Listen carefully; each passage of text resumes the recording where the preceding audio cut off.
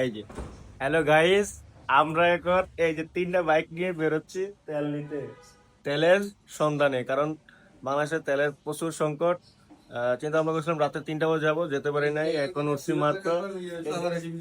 এই যে এখন হোটেলে যে এই গাড়ি চলতেছে চাকা কিসে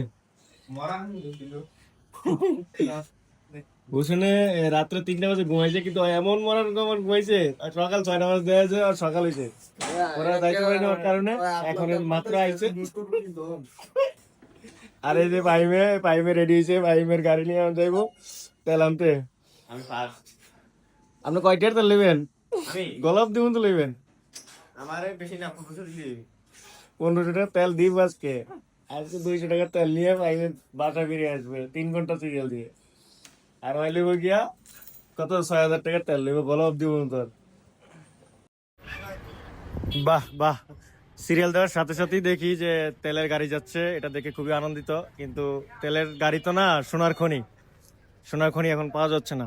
এ ভাই মেয়ে গাড়ি ধাক্কাইতেছে আয়া গাইস, এই যে সকাল 6টায় আইছে গাইস। এখন দুপুর কয়টা? 3টা। যাই যাই।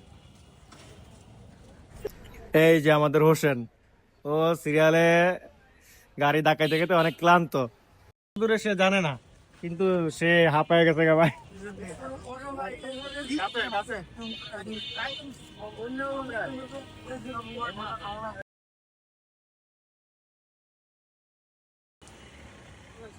গাইস, সিরিয়াল দিছি সকাল 6টা বাজে, এখন বাজছে হলো 3টা, বিকাল 3টা বাজে। এখন অব্দি পর্যন্ত আরো 1 কিলোমিটার সিরিয়াল আছে, মনে হয় আরো 2-2.5 ঘন্টা লাগবে।